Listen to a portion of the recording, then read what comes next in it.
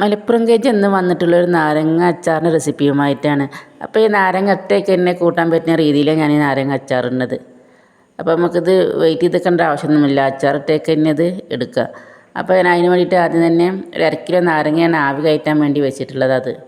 അപ്പോൾ അത് ആവിയൊക്കെ നല്ലോണം കയറി വന്നിട്ടുണ്ട്. അപ്പോൾ ഞാൻ ഗ്യാസൊക്കെ ഓഫാക്കി വെച്ചിരിക്കുകയാണ്. ഇത് ചൂടാറിൻ്റെ ശേഷം ഒന്ന് ഒന്ന് മുറിച്ചെടുക്കണം.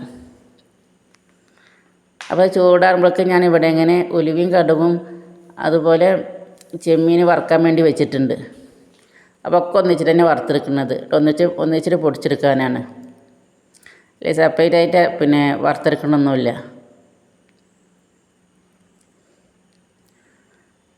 അപ്പോൾ ഇതൊന്ന് വറുത്തെടുക്കുകയാണ്. അപ്പോൾ ഇത് വറവായിട്ട് ചൂടാൻ ശേഷം ഇതൊന്ന് പൊടിച്ചെടുക്കാണ്ട് വെക്കുകയാണ്. അപ്പം ഗ്യാസൊക്കെ ഓഫാക്കി ഇത് പൊടിച്ചെടുക്കുന്നുണ്ട് അവിടെ ഇങ്ങനെ. അപ്പോൾ ഇനി അടുത്ത ഒരു ചട്ടിയിലേക്ക് കുറച്ച് വെളിച്ചെണ്ണ ഒഴിച്ചിരിക്കുന്നത്.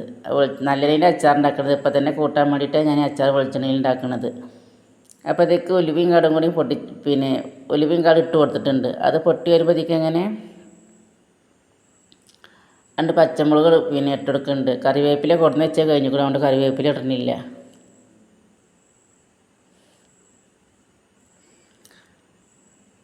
അപ്പോൾ ഇതെല്ലാം മൂത്ത് വന്നിട്ടുണ്ടെങ്കിൽ ഇതിലേക്ക് തന്നെ മഞ്ഞൾപ്പൊടിയും മുളക് പൊടി ഇട്ട് കൊടുക്കുന്നുണ്ട്. 1 കിലോ നാരങ്ങയുള്ളത്. എരിവൊക്കെ വളരെ ആവശ്യത്തിനനുസരിച്ച് ഇടുക.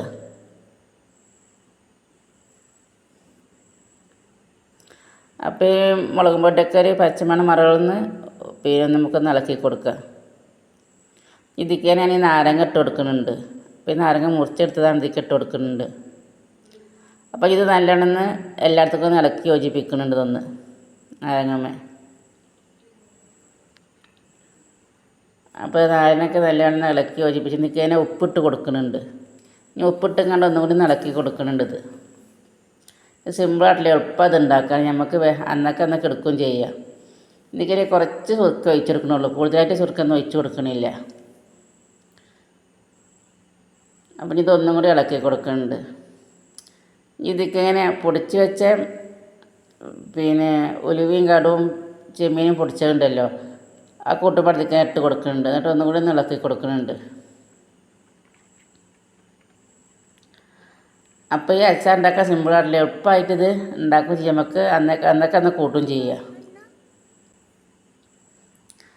അപ്പോൾ നമ്മൾ അച്ചാറിൻ്റെ പണി കഴിഞ്ഞു. ഞാൻ ഈ ബോട്ടിലേക്ക് ഇത് ഒഴിച്ച് കൊടുക്കുകയാണ്. അപ്പോൾ നമ്മൾ അച്ചാർ ഇതാ